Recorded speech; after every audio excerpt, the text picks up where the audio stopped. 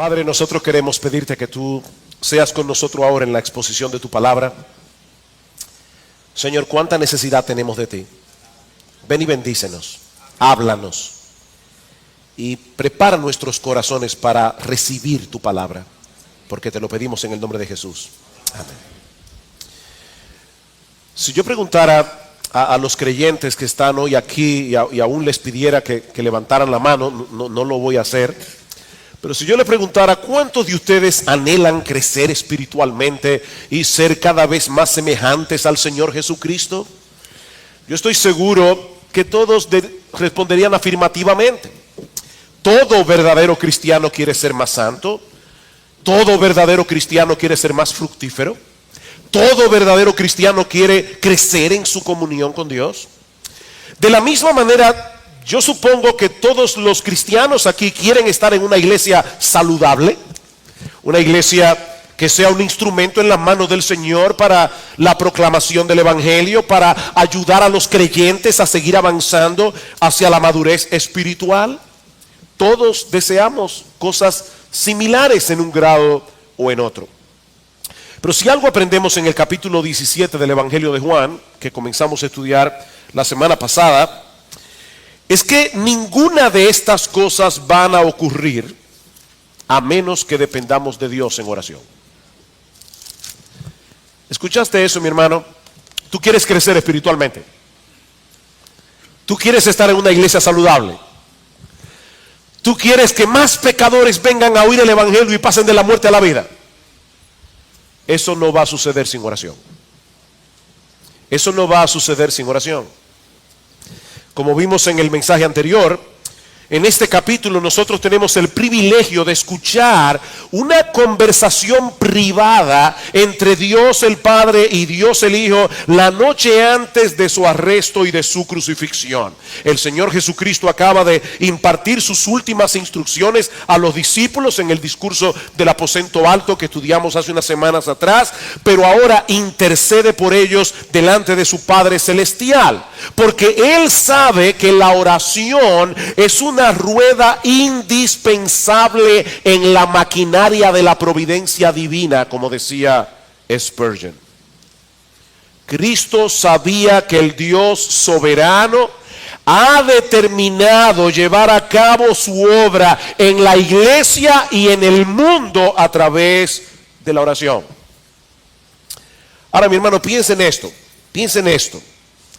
La segunda persona de la Trinidad vino al mundo hecho hombre y dependió de su Padre en oración para llevar a cabo su obra. La segunda persona de la Trinidad dependía de Dios, el Padre, en oración. ¿Cuánto más nosotros que tenemos tantas luchas con nuestras debilidades y pecados? Uno de los peores insultos que usted puede darle a una persona, sobre todo si es una persona que se cree muy eficiente, es decirle: tú eres un cero a la izquierda. Bueno, mis hermanos, yo no los quiero ofender en esta mañana, pero lo que yo estoy tratando de decirles es que si nosotros no dependemos de Dios en oración, todos nosotros somos un cero a la izquierda. Cristo dice: separados de mí, nada, absolutamente nada útil para el reino de Dios podréis hacer. Nosotros somos un cero a la izquierda cuando no dependemos de Dios en oración. Pero no solo debemos dedicarnos a orar, sino que debemos orar bien. Santiago dice: no tenéis lo que deseáis porque no pedís. Y luego cuando piden mal para gastar en vuestros deleites. Debemos pedir por las cosas que debemos pedir. Y ese es otro de los grandes beneficios de poder escuchar a Jesús orando con su Padre Celestial. Porque el ejemplo del Señor no solo nos motiva y nos estimula a orar, sino que también nos enseña a orar. Nos enseña a orar como conviene. Nos enseña a orar en una forma apropiada.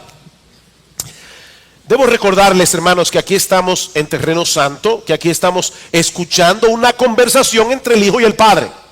Hay cosas aquí que usted puede llegar, si tiene buenos pulmones espirituales, quizá puede llegar a 15 pies de profundidad, otros van a llegar a 20 pies y otros nos vamos a quedar en 3 pies. Pero tenemos que tratar de entender lo que el Señor está diciendo aquí. Porque Él oró audiblemente y el Espíritu Santo inspiró al apóstol Juan para que esa oración quedara registrada aquí. Digo esto de antemano para que no se sientan frustrados si alguna de las cosas que vamos a decir, tú dices, yo no la entendí. De paso, créeme, algunas de las cosas que yo voy a decir esta mañana yo tampoco las entiendo. Si eso te hace sentir tranquilo. Pero esa oración está aquí. Y Cristo quería que nosotros la estudiáramos. La semana pasada nosotros nos concentramos en los primeros 5 versículos del capítulo 17, en la primera petición del Señor. Cristo pide al Padre por su propia glorificación. En la mañana de hoy nosotros vamos a ver el resto del capítulo donde Cristo intercede por sus discípulos. Así que, mi hermano, si tú eres un discípulo de Cristo, esa noche Jesús oró por ti.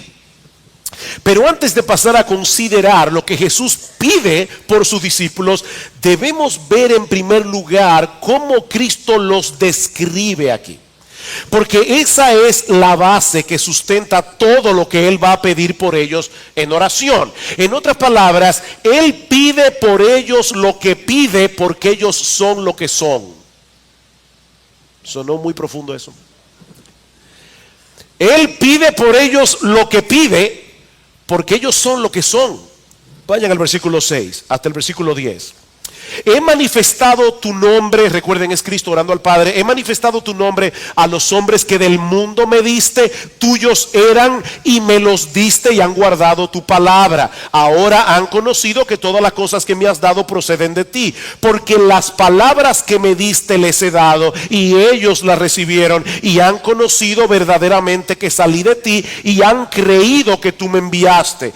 Yo ruego por ellos. Ven, Cristo los describe y luego dice, es por ellos que yo oro. Yo no ruego por el mundo, sino por los que me diste, porque tuyos son. Y todo lo mío es tuyo y lo tuyo mío, y he sido glorificado en ellos. Lo primero que nosotros vemos aquí es que Jesús se refiere a sus discípulos como aquellos que el Padre le dio.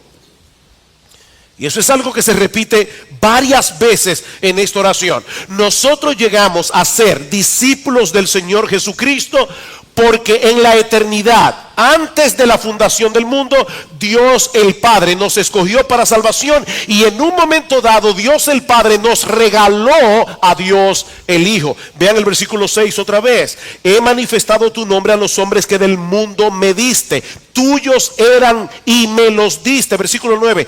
Yo ruego por ellos, no ruego por el mundo, sino por los que me diste, porque tuyos son. Versículo 11. Y ya no estoy en el mundo, mas estos están en el mundo y yo voy a ti.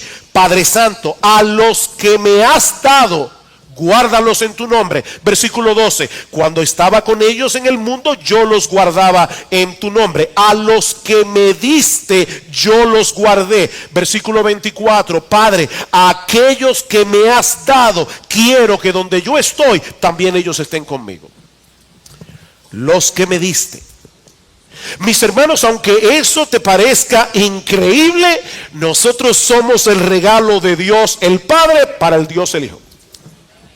Y esa no es la única vez que aparece esa idea en el Evangelio de Juan. En el discurso del pan de vida en Juan capítulo 6, dice en el versículo 37, todo lo que el Padre me da, vendrá a mí, y al que a mí viene yo no lo echo fuera. ¿Por qué tú viniste a Cristo? Porque el Padre te llevó al Señor. Versículo 44. Ninguno puede venir a mí si el Padre que me envió no le trajere. Y más adelante en el capítulo 10 hay una declaración sencillamente sobrecogedora. Dice en el versículo 27 de Juan 10: mis ovejas oyen mi voz. Mis ovejas. Las cabras no oyen la voz de Jesús, pero sus ovejas escuchan su voz y me siguen, y yo las conozco y yo les doy vida eterna y no perecerán jamás, ni nadie las arrebatará de mi mano. Mi Padre que me las dio es mayor que todos y nadie las puede arrebatar de la mano de mi Padre. ¿Cuáles son las ovejas de Cristo? Aquellas que el Padre les dio.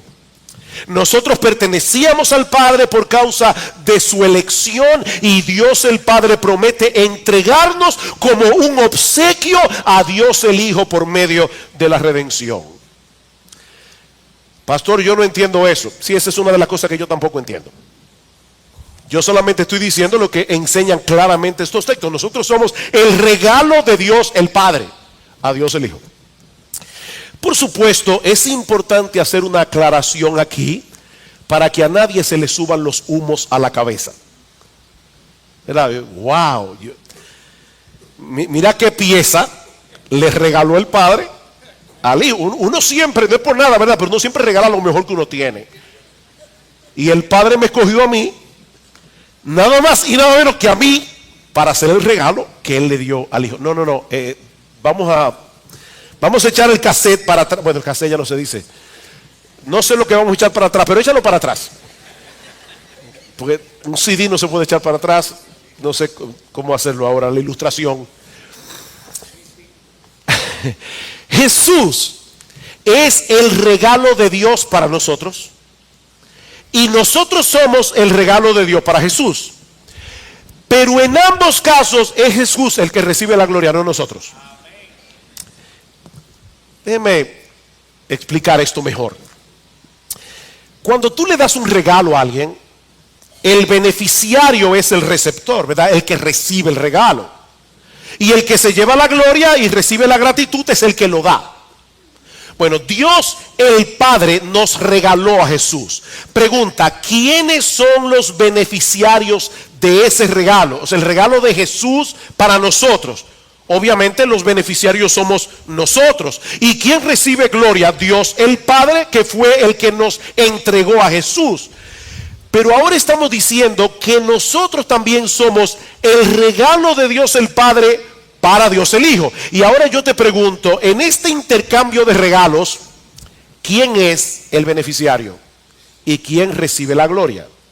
Nosotros somos los beneficiarios otra vez y el que recibe la gloria sigue siendo Jesús, porque es Jesús el que hace posible que nosotros podamos ser un regalo de Dios para Él al hacer todo lo que era necesario hacer por nuestra salvación. Así que en este caso, el que recibe el beneficio es el regalo. El que recibe el beneficio es el regalo y la gloria es para el receptor. Quizás la mejor manera de ilustrarlo es la siguiente. Imagínate un niño viviendo en el lugar más pobre del planeta Tierra, en una familia paupérrima y miserable, en todo el sentido de la palabra, económicamente hablando, moralmente hablando, y por si todo esto fuera poco, esa zona está en guerra. Y de repente, dos padres de un lugar en el mundo que viven en abundancia quieren adoptar a un niño.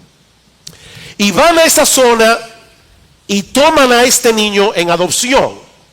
Obviamente, ese niño va a ser un gozo para estos padres que lo han adoptado. Pero la pregunta es, el beneficio de toda la abundancia económica, del amor de estos padres, ¿quién lo recibe? El regalo.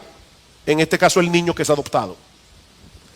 Nosotros somos los niños adoptados. Y somos los que recibimos el beneficio de ser adoptados en la familia de Dios. Así que Jesús sigue recibiendo la gloria. Y mis hermanos, esto debe ser un tremendo incentivo para nosotros predicar el Evangelio. La semana que viene, si el Señor lo permite, el domingo en la mañana, tengo en mente predicar un sermón evangelístico. Así que yo les ruego, hermanos, inviten a todo el que ustedes pueden invitar. Ojalá que en esta iglesia no quepan las personas este próximo domingo en la mañana. Nosotros debemos predicar el Evangelio.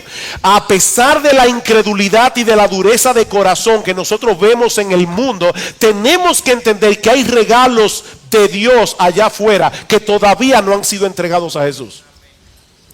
Y nosotros tenemos que salir a buscarlos predicándoles el Evangelio. Todas esas personas que en la eternidad Dios el Padre les regaló a Dios el Hijo, hermanos, todas y cada una de ellas se van a convertir, seguro. Pero se van a convertir a través de la predicación del Evangelio. Por eso es que Pablo dice en 2 Timoteo capítulo 2 versículo 10: yo todo lo soporto por amor a los escogidos, para que ellos también obtengan la salvación que es en Cristo Jesús con gloria eterna. Alguien puede decir: Pablo, si son escogidos, no te afanes, porque se van a salvar como quiera. No, no se van a salvar si no es a través de la predicación del evangelio. Todo lo soporto por amor a los escogidos. Ahora bien, estos individuos que el Padre obsequió a Cristo no fueron traídos al Señor como marionetas, no fueron arrastrados a la fuerza para que crean en Jesús. Noten lo que sigue diciendo el versículo 6. He manifestado tu nombre a los hombres que del mundo me diste. Tuyos eran y me los diste, y ellos han guardado tu palabra. Versículo 7. Perdón.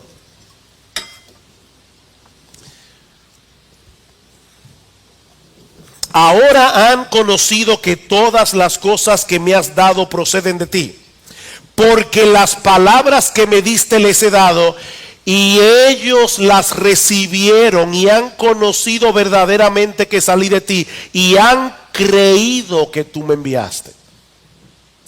Ven, hermanos, ellos escucharon la palabra, ellos creyeron. Y de ese modo llegaron a ser discípulos de Jesús. Por supuesto, nadie puede recibir la palabra de Dios ni creer en Cristo a menos que el Padre lo haya escogido para salvación. Pero tú no sabes si fuiste escogido. Tu responsabilidad es recibir la palabra y creer. Recibir la palabra y creer. Nadie va a creer por ti, nadie va a arrepentirse por ti, nadie va a recibir la palabra por ti. Para llegar a ser cristiano, cada uno de nosotros individualmente debe recibir la palabra y creer. De manera que aquí nos encontramos otra vez con la paradoja de la soberanía de Dios y la responsabilidad humana. Dios el Padre elige, nosotros somos los que creemos. Mi hermano, mi amigo que estás aquí en esta mañana, para llegar a ser discípulos de Jesús, no tenemos que hacer una cita en la Cancillería Celestial para ver si en el folio de los elegidos está nuestro nombre. No, para ser salvo, todo lo que tienes que hacer es recibir el evangelio, arrepentirte de tus pecados y confiar en el Señor Jesucristo. Cuando traspases por esa puerta, entonces verás del otro lado un letrero que dice: tú fuiste escogido para salvación desde antes de la fundación del mundo. Pero tú no vas a ver ese letrero hasta que entres por la puerta de la fe y del arrepentimiento. Así que los discípulos de Jesús son aquellos que el Padre le dio como un regalo. ¿Y cómo los reconocemos? Porque ellos reciben la palabra y creen en Él. Y es por esos discípulos que Jesús intercede en Juan 17. ¿Y qué pide el Señor por ellos en oración? Bueno, básicamente tres cosas. Y una cuarta petición que veremos al final. Pero básicamente Jesús pide tres cosas por sus discípulos: protección, santificación y unidad. Protección, santificación y unidad. Y aunque son tres cosas diferentes, nosotros vamos a ver cómo se solapan en el texto, porque estas cosas están relacionadas la una con la otra. Versículo 11. Y ya no estoy en el mundo, mas estos están en el mundo y yo voy a ti. Recuerden, Jesús va a morir en la cruz, va a resucitar, va a ascender a los cielos. Él está encomendando a sus discípulos en las manos del Padre. Padre Santo, a los que me has dado, guárdalos en tu nombre, para que sean uno, así como nosotros. Cuando estaba con ellos en el mundo, yo los guardaba en tu nombre. A los que me diste, yo los guardé, y ninguno de ellos se perdió, sino el hijo de perdición, para que la escritura se cumpliese, hablando de Judas.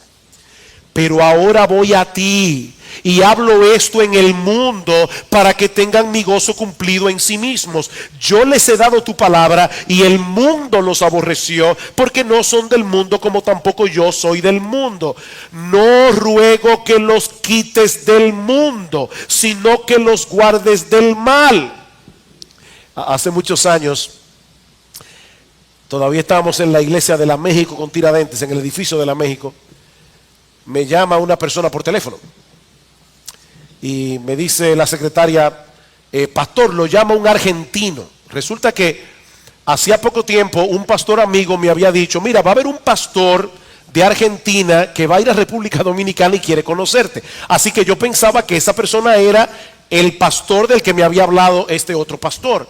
Así que esta persona me llama y yo le digo, ¿cómo está usted? Me dice, mire, yo vine aquí a República Dominicana y quiero hablar con usted. Estoy en el hotel tal. Yo le digo, no se preocupe, yo lo voy a pasar a buscar para que almorcemos juntos. Cuando yo llego al hotel y el individuo sale del ascensor, hay cosas externas que te dicen algunas cosas internas, ¿verdad? Yo dije, bueno, si esta persona es pastor, yo soy Santi Claus, pero bueno, por la pinta no me daba la impresión. Pero bueno, el asunto es que yo estaba completamente equivocado. Esa persona no era pastor ni nada por el parecido. Él había venido a República Dominicana a hacer un proyecto de construir un barrio para cristianos. Entonces él preguntó y le dieron mi nombre, yo no sé quién, y me llamó y me dijo, vine a ofrecerle el proyecto a los miembros de su iglesia. ¿Usted se imagina a todos los miembros de su iglesia viviendo en el mismo barrio? Todos vecinos unos de otros, no tienen que oír música alta ni tener que ponerle candado a la puerta, porque todos van a ser cristianos en ese barrio. Yo no me imagino eso. Honestamente, yo no estoy seguro de que eso es una buena idea.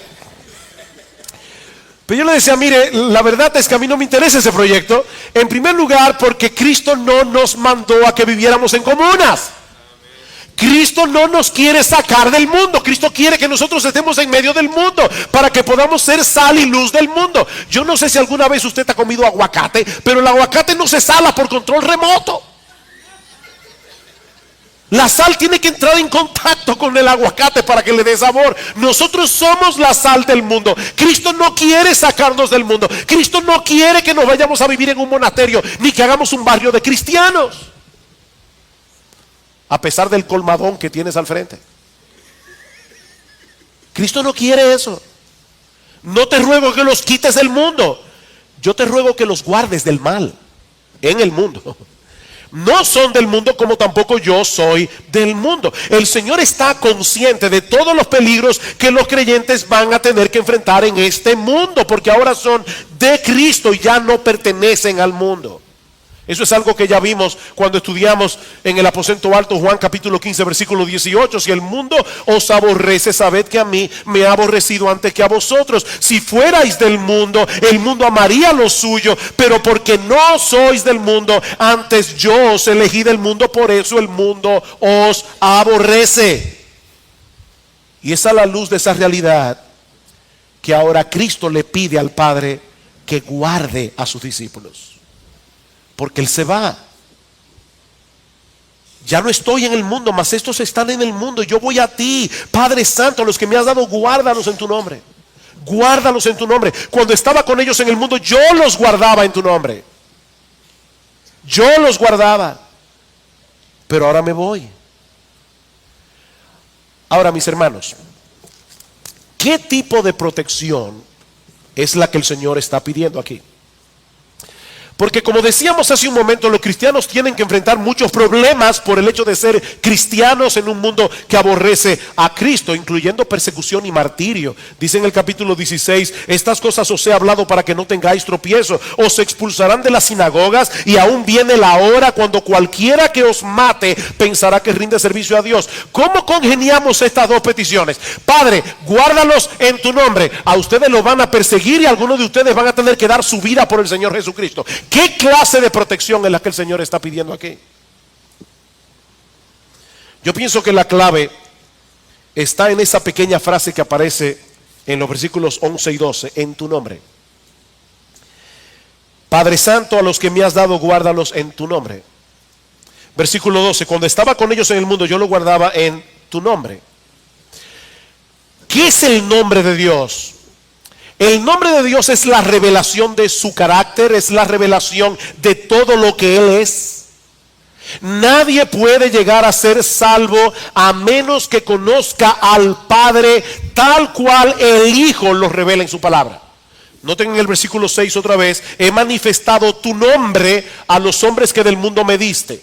¿Cómo nosotros llegamos a ser cristianos? porque el Hijo nos revela quién es el Padre. Cristo vino a mostrarnos quién es Dios realmente. Y aquellos que reciben esa revelación por medio de la fe son los que en verdad pertenecen a Cristo. De manera que lo que Jesús está pidiendo al Padre en los versículos 11 al 16 no es que seamos librados de problemas, no es que seamos librados de inconvenientes, es que nos mantengamos aferrados a ese conocimiento que ahora tenemos del Padre a pesar de los problemas e inconvenientes. En otras palabras, lo que Cristo está pidiendo, mi hermano, yo sé que hay cosas aquí que son difíciles, pero lo que Cristo está pidiendo es que las aflicciones que nosotros tenemos que enfrentar en este mundo caído no nos lleven a olvidar quién es el Padre y terminemos alejándonos de Él. Guárdalos en tu nombre, manténlos aferrados a ti, manténlos fieles a ti en medio de las dificultades que van a tener que enfrentar por causa de su fe. Por eso el Señor pone el ejemplo de Judas, versículo 12. Cuando estaba con ellos en el mundo, yo los guardaba en tu nombre. O sea, el nombre de Dios era la esfera en la cual Cristo nos protegió, en el conocimiento de quién es Dios. Yo los guardaba en tu nombre, a los que me diste yo los guardé, y ninguno de ellos se perdió, sino el hijo de perdición, para que la escritura se cumpliese. El único que se perdió del grupo apostólico fue Judas, y no porque perdió la salvación, sino porque nunca la tuvo. Algunos leen el versículo 12 como si dijera: ninguno de ellos se perdió excepto Judas. O sea, Judas fue la excepción que confirma la regla. Pero eso no es lo que el Señor está diciendo aquí. Lo que el Señor está diciendo aquí es: ninguno de ellos se perdió, porque Judas no era de ellos. Él no fue una excepción. Ninguno se perdió, ninguno de los que eran de Cristo. Pero Judas no lo era. Él era hijo de perdición. Si hubiese sido de ellos, habría sido preservado hasta el fin. Porque, mis hermanos, ninguna oveja de Cristo terminará apartándose del Padre, no importa las dificultades que tenga que enfrentar en este mundo caído. Señor, guárdalos en tu nombre, guárdalos en tu nombre, manténlos allí. Por eso es que Pablo dice: ¿quién nos separará del amor de Cristo? ¿Tribulación, angustia, persecución, hambre, peligro, espada? Dice: no, antes en todas estas cosas somos más que vencedores por medio de aquel que nos amó. Estoy seguro que ni la vida, ni la muerte, ni ángeles, ni potestades, ni lo presente, ni lo porvenir, ni lo alto, ni lo profundo, ni ninguna otra cosa creada podrá separarnos del amor de Dios que es en Cristo Jesús, Señor nuestro. A menos que tú te hayas convertido ayer, yo estoy seguro que todos los cristianos aquí han tenido que enfrentar muchos problemas por el hecho de ser cristianos. Eso viene en el paquete. En este mundo tendréis aflicción. ¿Tú sabes cuál es la única razón por la que tú estás todavía corriendo la carrera de la fe, a pesar de todos los problemas que tú has tenido desde que tú comenzaste a seguir a Cristo? Porque Cristo oró por ti y le pidió al Padre que te mantuviera aferrado a su nombre. Tú estás perseverando hoy en Cristo y no te has vuelto al mundo, porque Cristo oró por ti y Él sigue orando por ti. Así que Cristo pide protección. Pero en segundo lugar, Cristo pide santificación. Versículo 17. Santifícalos en tu verdad, tu palabra es verdad. Como tú me enviaste al mundo, así yo los he enviado al mundo. Y por ellos yo me santifico a mí mismo, para que también ellos sean santificados en la verdad. El Señor pide por los suyos que sean guardados del mal, pero no sacándolos del mundo para irse a un monasterio, como decíamos hace un momento, ni siendo librados de dificultades y problemas, sino siendo santificados. No te pido que los quites del mundo, sino que los guardes del maligno, como dice el texto literalmente. Guárdalos del diablo, guárdalos de Satanás, pero no los quites del mundo. Ahora, ¿qué significa esto? ¿Qué es lo que Cristo pide por sus discípulos al orar que seamos santificados. Y sobre todo, ¿qué significa en el versículo 19? Por ellos yo me santifico a mí mismo. O sea, ¿cómo Cristo se santifica si Él es santo? La palabra santificar tiene varias connotaciones en la Biblia. Por un lado, santificar significa poner algo aparte para el uso exclusivo de Dios. Poner algo aparte para el uso exclusivo de Dios. Por ejemplo, en Éxodo capítulo 19, versículo 23, dice que el monte Sinaí fue santificado cuando Dios vino allí a traerle la ley al pueblo. Ese monte fue separado del resto de los montes para el uso exclusivo de Dios.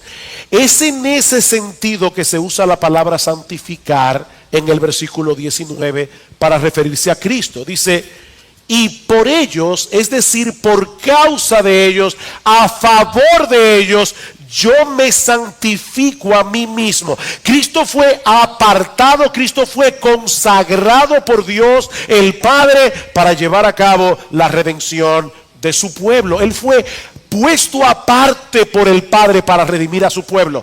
Por ellos yo me santifico a mí mismo. En otras palabras, es por causa de ellos, es por amor a ellos, es por el bien de ellos que yo fui consagrado, dedicado por mi Padre para llevar a cabo la obra de redención, muriendo por ellos en la cruz.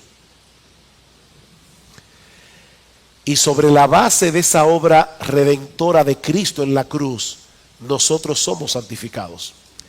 En el sentido de que somos puestos aparte también para el uso exclusivo de Dios, y ahora estamos en un proceso de santificación por medio del cual morimos cada vez más al pecado y somos hechos cada vez más semejantes al carácter de nuestro bendito Señor y Salvador Jesucristo. Así que la obra de consagración de Cristo trae como resultado la santidad de su pueblo. En palabras más sencillas, lo que estoy diciendo, mis hermanos, es que el Hijo de Dios vino del cielo, se hizo hombre, vivió una vida perfecta de obediencia, murió en una cruz, resucitó al tercer día para que los elegidos del Padre pudieran ser santos. No fue para que ahora vivamos como nos dé la gana, sino para ser santos. Dice en Efesios 1:4, fuimos escogidos desde antes de la fundación del mundo para que fuésemos santos y sin mancha delante de Él. Y en Tito capítulo 2, versículo 14, dice que Cristo se dio a sí mismo por nosotros para redimirnos de toda iniquidad y para purificar para sí un pueblo propio celoso de buenas obras. Somos un pueblo santo, celoso de hacer buenas obras, no para ganarnos el favor de Dios o por temor a que Dios nos castigue, sino por un profundo sentido de gratitud y de amor hacia aquel que se entregó por nosotros. ¿Y cómo avanza en nuestras vidas ese proceso de santificación? A través de la palabra de Dios. Versículo 17. Santifícalos en tu verdad, tu palabra es verdad. Versículo 19, y por ellos yo me santifico a mí mismo para que también ellos sean santificados en la verdad. Mis hermanos, sin la palabra de Dios no puede haber santificación. Sin la palabra de Dios no puede haber santificación. Es por eso que Pedro nos dice en el capítulo 2 de su primera carta que nosotros debemos desear la leche espiritual no adulterada, y por el contexto sabemos que es la palabra de Dios, como los niños recién nacidos desean la leche de su madre, para que por ella crezcáis para salvación. Miren, mis hermanos, nosotros somos lo que pensamos. De hecho, en Proverbios dice, tal cual es el pensamiento del hombre, tal es él. Tú eres lo que tú piensas.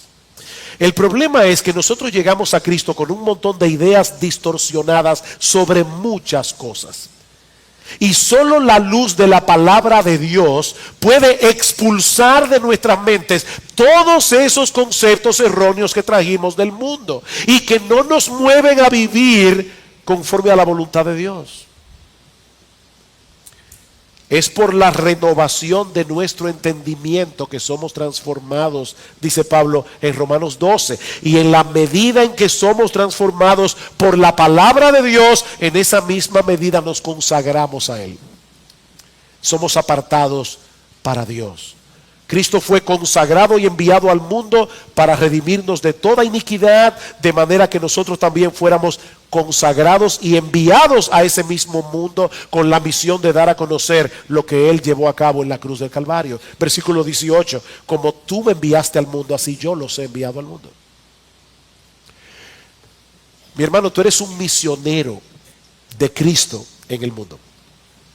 En el mundo tendréis aflicción, pero Cristo no te quiere sacar de aquí. Cristo quiere que tú glorifiques al Padre viviendo santamente en un mundo de impiedad, porque tú eres un representante de Cristo en el mundo. Yo fui enviado al mundo, dice el Señor, ahora yo los envío a ellos al mundo.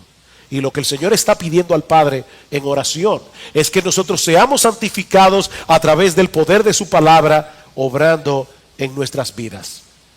Así que cada vez que tú tomas tu Biblia y eres edificado a través de la lectura de la palabra, o cada vez que tú vienes a la iglesia y la palabra predicada obra poderosamente en tu corazón, ¿sabes qué es lo que está pasando allí?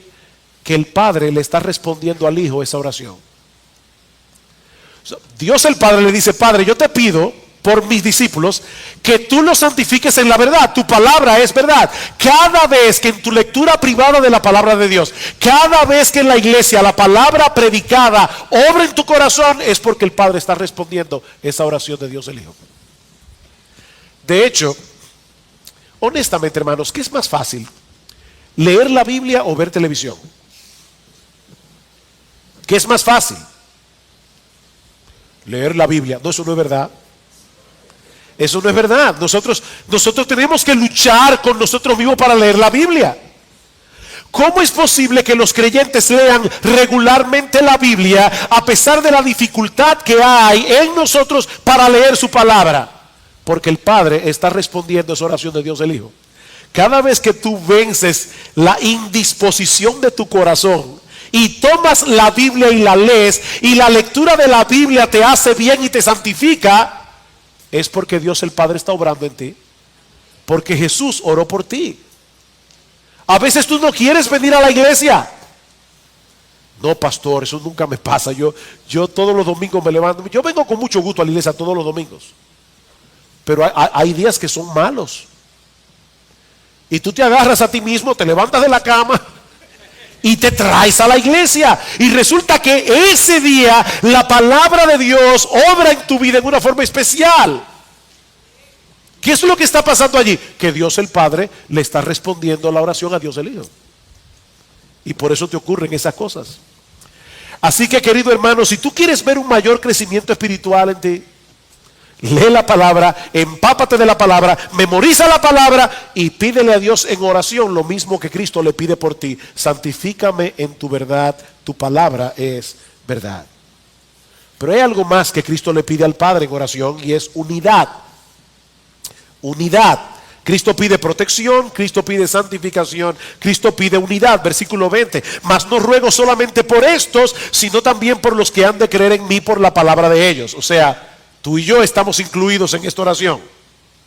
Versículo 21: para que todos sean uno, como tú, oh Padre, en mí y yo en ti, que también ellos sean uno en nosotros, para que el mundo crea que tú me enviaste. La gloria que me diste yo les he dado, para que sean uno, así como nosotros somos uno, yo en ellos, tú en mí, para que sean perfectos en unidad, para que el mundo conozca que tú me enviaste y que los has amado a ellos, como también a mí me has amado. Todos nosotros estamos en Cristo, y por lo tanto, quiéralo o no, todos estamos unidos unos a otros. Tenemos el mismo Padre, tenemos el mismo Salvador, fuimos lavados por la misma sangre. De hecho, no sé si ustedes saben, hermanos, pero todos los cristianos aquí en este lugar somos hermanos de sangre, por la sangre de Jesús. Fuimos lavados por la misma sangre, compartimos la misma experiencia de gracia, La misma regeneración, el mismo Espíritu Santo morando en nuestro corazón, el mismo destino, la misma esperanza. Y son todas estas cosas las que nos unen. Así que nosotros no tenemos la responsabilidad de crear el vínculo que nos hace uno, pero sí tenemos la responsabilidad de preservar esa unidad y de crecer en comunión los unos con los otros. Cristo oró por eso. Pablo dice en Efesios capítulo 4, versículo 1,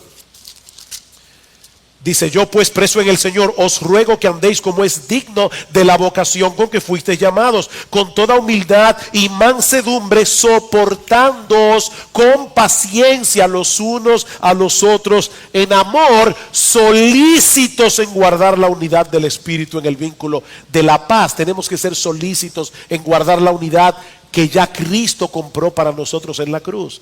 Mis hermanos, con la iglesia ocurre algo similar a lo que sucede en el matrimonio. El hombre y la mujer vienen a ser uno a través del vínculo matrimonial, pero no todas las parejas reflejan en el mismo grado esa realidad. Y lo mismo ocurre en la iglesia. Ya somos uno, estamos unidos con un vínculo espiritual sumamente poderoso que nadie puede deshacer, pero esa unidad debe ser cuidadosamente preservada. ¿Y saben cómo ocurre eso? Vean el versículo 22 otra vez.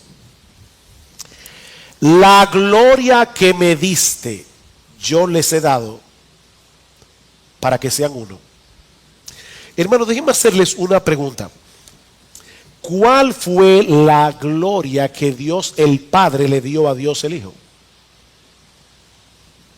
Porque Él dice: la gloria que tú me diste, yo se las di a ellos, para que ellos sean uno. ¿Cuál es esa gloria?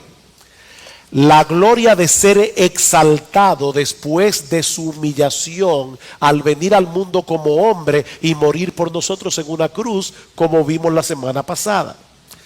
¿Qué es lo que Cristo está diciendo aquí? Que cuando los creyentes transiten por ese mismo camino de humillación que antecede a la gloria, entonces la unidad será posible. Mis hermanos, ¿qué es lo que produce división y alejamiento entre los creyentes? El egoísmo, el orgullo, la arrogancia y todos sus derivados: envidia, celo, terquedad, autopromoción. Mis hermanos, es la arrogancia la que nos separa de los demás. Pero Cristo comparte con nosotros la gloria de su humillación para que nosotros podamos ser unos. Por eso decía un comentarista: nunca debemos pensar en nuestra cruz como en un castigo. Hemos de pensar en ella como nuestra gloria. Como nuestra gloria. Así que cuando nos resulte difícil ser cristianos, debemos considerar que esa es nuestra gloria, es el honor que Dios nos ha concedido, de poder sufrir lo que Jesús sufrió. Si compartimos con Cristo la gloria de su humillación, el resultado será una sorprendente unidad entre nosotros que a su vez impactará profundamente al mundo. Versículo 20. Otra vez: mas no ruego solamente por estos, sino también por los que han de creer en mí por la palabra de ellos, para que todos sean uno como tú, oh Padre, en mí y yo en ti, que también ellos sean uno en nosotros, para que el mundo crea que tú me enviaste. Versículo 23: yo en ellos, tú en mí, para que sean perfectos en unidad, para que el mundo conozca que tú me enviaste y que los has amado a ellos como también a mí me has amado. Mis hermanos, nosotros vivimos en un mundo muy dividido. Los hombres se han encargado de levantar un montón de barreras que nos separan unos de otros. Barreras sociales, barreras educacionales, barreras económicas, barreras raciales. Pero eso es precisamente lo que hace de la unidad de los creyentes un poderoso argumento a favor del evangelio. Porque en medio de todas esas luchas y conflictos, la unidad de la iglesia no puede pasar por alto.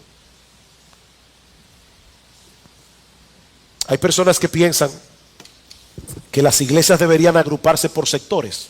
O sea, los ricos con los ricos, la clase media con la clase media, los pobres con los pobres. Y ahora también está de moda la iglesia dividida por edad. Los jóvenes con los jóvenes, Porque a los jóvenes no les gustan los himnos que les gustan a los viejos no les gustan los himnos que cantan los jóvenes. Entonces vamos a hacer una iglesia de viejos, una iglesia de edad media, madura y una iglesia de jóvenes. Eso no glorifica al Señor. Lo que Cristo quiere es que haya una iglesia llena de gente de todo tipo, de toda clase, de toda edad, y que se amen unos a otros y se tengan paciencia. Porque cuando el mundo ve esa unidad en medio de tanta diferencia, tiene forzosamente que llegar a la conclusión: algo sobrenatural está pasando ahí. Porque esa unidad solo la produce el Señor. Finalmente, el Señor pide por sus discípulos que sean preservados hasta el fin, y eso lo veré mucho más brevemente, que sean preservados hasta el fin para que vean su gloria. Versículo 24. Padre, aquellos que me has dado, quiero que donde yo estoy, también ellos estén conmigo para que vean mi gloria que me has dado, porque me has amado desde antes de la fundación del mundo. Noten, hermanos, que la esencia de esta petición no es que vayamos al cielo cuando partamos de este mundo. La petición y la bendición que Jesús está pidiendo por nosotros es que podamos ver su gloria. Es que podamos ver su gloria. Como bien ha dicho alguien, sin esa visión de la hermosura del Señor, el cielo sería un triunfo sin sentido. Pero con ella, el lugar de reunión carece de importancia. De manera que en cierto modo, esta oración concluye como comienza, con la gloria de nuestro bendito Señor y Salvador Jesucristo. ¿Cuál es la primera petición? Padre, glorifícame con aquella gloria que tuve contigo antes que el mundo fuese. ¿Cuál es la última petición? Padre, aquellos que me has dado, yo quiero que estén conmigo para que vean mi gloria. Es por eso que la descripción que Juan nos da de la ciudad celestial en Apocalipsis 22 concluye diciendo que nosotros veremos su rostro. Mis hermanos, es de eso que se trata todo esto, de ver a nuestro Señor Jesucristo. No importa las dificultades que tengamos que enfrentar en este mundo por causa de nuestra fe, algún día estaremos en la presencia de nuestro Señor, contemplaremos su gloria, nos deleitaremos en su gloria por los siglos de los siglos. Y como dice Pablo en Romanos capítulo 8, versículo 18, las aflicciones del tiempo presente no son comparables con la gloria venidera que en nosotros ha de manifestarse cuando nuestro Señor Jesucristo regrese en gloria. Una poetisa cristiana pudo expresar esta verdad, como yo no puedo hacerlo, en uno de nuestros himnos tradicionales que lamentablemente solo se cantan en funerales, pero que debería cantarse más en la iglesia. En presencia estar de Cristo, ver su rostro, ¿qué será? Cuando al fin en pleno gozo mi alma le contemplará. Solo tras oscuro velo hoy lo puedo aquí mirar, mas ya pronto viene el día que su gloria ha de mostrar. Cara a cara, cuán glorioso ha de ser así vivir, ver el rostro de quien quiso nuestras almas redimir. Y el coro dice: cara a cara espero verle, más allá del cielo azul, cara a cara en plena gloria he de ver a mi Jesús. Cara a cara en plena gloria. Y mis hermanos, si esto es extraordinario por sí solo, no quiero que pierdan de vista un detalle del versículo 24 que lo hace todavía más sobrecogedor. Vean otra vez: Padre, aquellos que me has dado, quiero que donde yo estoy, también ellos estén conmigo para que vean mi gloria que me has dado, porque me has amado desde antes de la fundación del mundo. Dios el Padre ama al Hijo con un amor eterno, y por causa de ese amor Dios el Padre le dio gloria. Pero también por causa de ese mismo amor, Dios el Padre diseñó un plan de salvación para poder obsequiarle al Hijo un pueblo redimido que disfrutará por los siglos de los siglos de esa relación de gloria y amor que han disfrutado eternamente las tres personas de la Trinidad. Yo quiero que ellos vean mi gloria para que vean cómo tú me has amado. Y yo quiero que ellos también compartan ese amor por los siglos de los siglos. nosotros viviremos eternamente en medio de una sinfonía de gloria y amor entre el Padre, el Hijo y el Espíritu Santo. Y mientras llegamos allá, el mismo Cristo, por medio de su Espíritu, nos ayuda a seguir conociendo y disfrutando de antemano de un anticipo de ese amor trinitario. Versículo 25. Padre justo, el mundo no te ha conocido, pero yo te he conocido, y estos han conocido que tú me enviaste, y les he dado a conocer tu nombre, y lo daré a conocer aún. Ya yo le mostré a ellos quién eres tú, pero ahora voy a enviarles mi espíritu para que ellos te sigan conociendo, para que el amor con que me has amado esté en ellos y yo en ellos. Yo voy a enviarles tu Espíritu Santo para que ellos te sigan conociendo y sigan conociendo la relación de amor que hay entre tú y yo, y para que ellos sepan que el amor con que tú me has amado a mí esté en ellos y yo en ellos. Eso está pasando aquí y ahora, y aun cuando predicamos un pasaje como este tan difícil, para que nosotros podamos ir disfrutando de antemano un poquito de lo que será estar en la presencia del Señor en aquel día. Mis hermanos, que el Señor nos ayude a vivir a la altura de lo que somos como creyentes, viviendo en santidad y unidad, para poder mostrar al mundo el poder del Evangelio, y sobre todas las cosas, que nosotros podamos mostrar en medio de las dificultades que a pesar de todo es glorioso ser cristianos. Qué privilegio tenemos nosotros de conocer al Padre a través del Hijo y ser parte de esa sinfonía de gloria y amor que disfrutaremos por los siglos de los siglos.